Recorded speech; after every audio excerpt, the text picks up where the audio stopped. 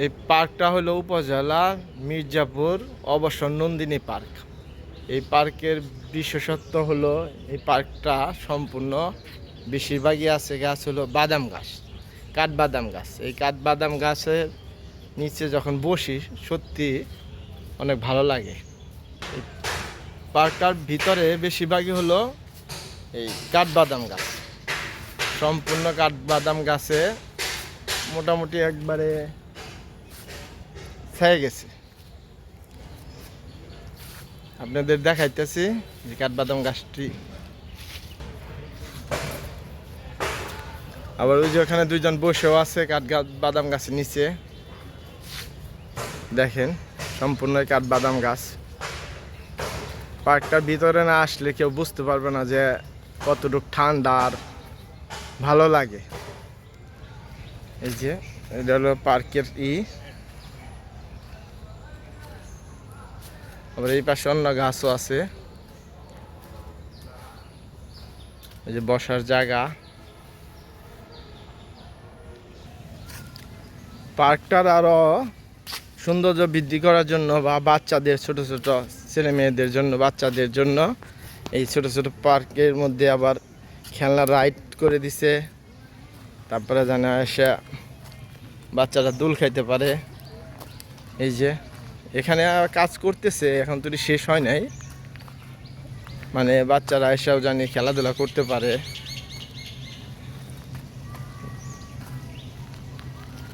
অনেক বড় এরিয়া, মানুষের আসলে সত্যি অনেক ভালো লাগবে পার্কটার ভিতরে আসলে। আর এটা হলো বাসস্থান, যেখানে প্রশাসনের লোকজন আসলে বসতে পারে ভিতরে। সত্যি কথা, এখানে সূর্যের আলোটা ভিতরে কমই ঢুকে, মানুষ বসে থাকতে পারে আরামে। নামটাও দিছে সুন্দর, অবসর নন্দিনী পার্ক। এটা হলো মির্জাপুরের একমাত্র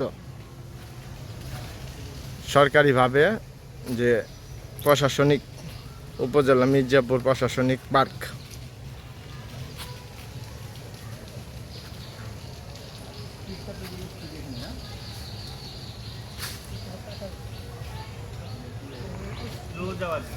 খালি বাদাম গাছ, কাঠবাদাম গাছ।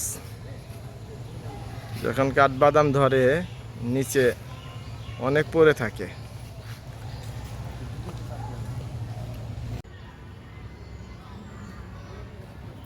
যে প্রশাসনিক লোকজন ওখানে থাকে, কিছু আনসার বাহিনী। কাঠবাদাম কিন্তু ধরতেছে, কেবল ধরতেছে। আপনাদের যে দেখাচ্ছি, ওই যে ছোট ছোট দেখা যায় ধরতেছে। যে বড় দুইটা গাছ আছে এখানেও ধরতেছে কেবল।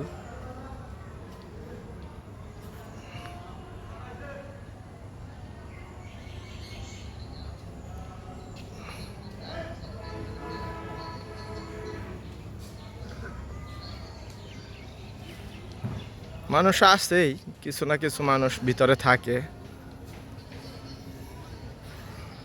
বসে থাকার জন্য। খুবই সুন্দর একটা পরিবেশ, জায়গা ভালো, নিরাপদ।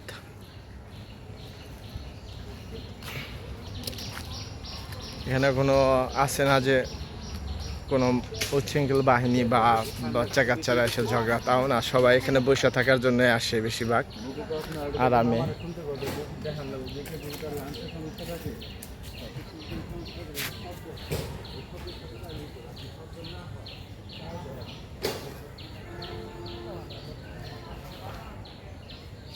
যেটা গেট, এখান থেকে ঢুকতে হয়।